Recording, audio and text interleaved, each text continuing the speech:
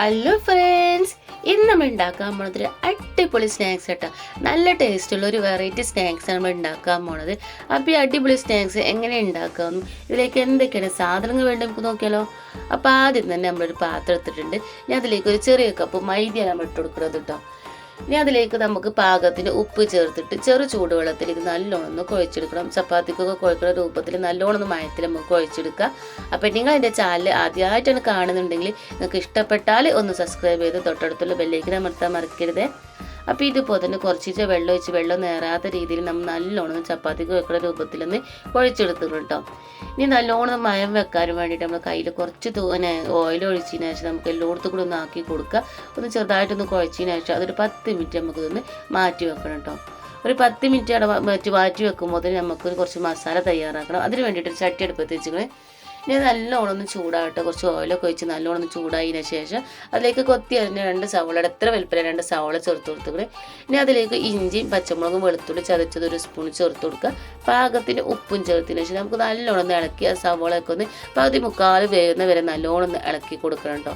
അപ്പോൾ ഇതുപോലെ തന്നെ ഒരു ഇടത്തരം തീയിലിട്ടിട്ട് ഞാനൊന്ന് ഇളക്കി കൊടുത്തൊരു പകുതി മുക്കാലൊന്ന് വെന്ത് വരുമ്പോൾ നമുക്കതിലേക്ക് നല്ലോണം കൊത്തി അരിഞ്ഞ് എല്ലാം കലങ്ങം കുറച്ച് കൊത്തി അരിഞ്ഞ ഒരു ചെറിയൊരു കിഴങ്ങ് ഞാൻ അതിലേക്കൊന്ന് ചേർത്ത് കൊടുക്കുകയാണ്.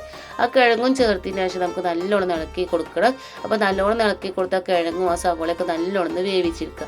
വെന്ത ശേഷം അതിലേക്ക് നമുക്ക് ഉപ്പും മുളകും അതേപോലെ തന്നെ മഞ്ഞപ്പൊടി ചിക്കൻ മസാല ഇട്ട് വേവിച്ച ചിക്കനാണ്. ആ ചിക്കൻ അതിൽ നിന്ന് എടുത്തിട്ട് മിക്സിയിലൊന്ന് ക്രഷ് ചെയ്തതിന് ശേഷം നമ്മൾ ചിക്കൻ വേവിച്ച വെള്ളത്തിലേക്ക് ഇട്ട് കൊടുക്കുകയാണ്. എന്നിട്ട് ആ വെള്ളവും ആ ചിക്കനും പാടെ നമുക്ക് ഈ ഉള്ളി കിഴങ്ങും നമ്മൾ വാട്ടിലേക്ക് ഇട്ട് കൊടുക്കേണ്ടത്.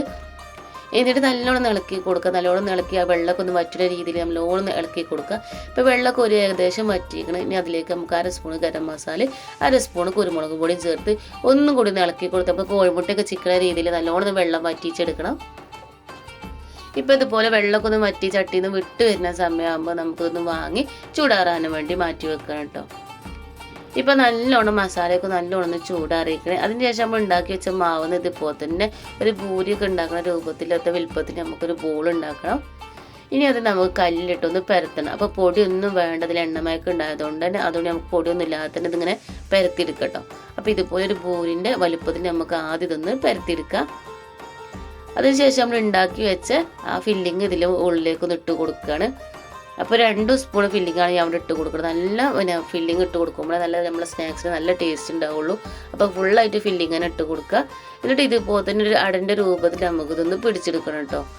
അപ്പോൾ ഇത് നിങ്ങൾക്ക് അടൻ്റെ രൂപത്തിൽ അല്ലെങ്കിൽ നിങ്ങൾക്ക് ഏത് രൂപത്തിലാണ് ഇഷ്ടമല്ല അതുപോലെ തന്നെ പിടിച്ചെടുക്കുക. പക്ഷേ അടൻ്റെ രൂപത്തിൽ ഉണ്ടാക്കിയപ്പോഴാണ് ഈ പലഹാരം കഴിക്കാൻ നല്ല ടേസ്റ്റ് ഉണ്ടായിരുന്നത്. ഇനി ഇതുപോലെ നമുക്ക് കാണാനൊരു ഭംഗിക്ക് വേണ്ടി ചെറുതായിട്ട് ഇതുപോലെ ഒന്ന് മടക്കി കൊടുക്കുക. ഇതുപോലെ മടക്കിയിട്ടില്ലെങ്കിലും കുഴപ്പമില്ല, അടൻ്റെ രൂപത്തിലെല്ലാം പിടിച്ചെടുത്തുകൊണ്ട് ഉണ്ടാക്കിയാൽ നല്ല ടേസ്റ്റ് തന്നെയാണ് കേട്ടോ. ഇനി നമുക്ക് ഫുള്ളായിട്ട് ഇതുപോലെ തന്നെ ഉണ്ടാക്കി കൊടുക്കുക. അപ്പോൾ നമ്മൾ എണ്ണയൊക്കെ ഒന്ന് ചൂടാവാൻ വേണ്ടി വെച്ചിട്ട് നല്ലോണം എണ്ണയൊക്കെ ചൂടായി വന്നിട്ട് നമുക്ക് ചൂടായ എണ്ണയിലേക്ക് ഇട്ടിട്ട് ഇതൊന്ന് പൊരിച്ച് കോരണം. അപ്പോൾ എണ്ണ നല്ലോണം ചൂടായതിന് ശേഷം ഇത് ഇട്ട് കൊടുക്കുക. എന്നിട്ട് തീ കുറച്ചതിന് ശേഷം തിരിച്ചു മറിച്ചിട്ട് നല്ലൊരു കളറാവുന്നവരെ നമുക്കിതൊന്ന് വെയിറ്റ് ചെയ്യാം.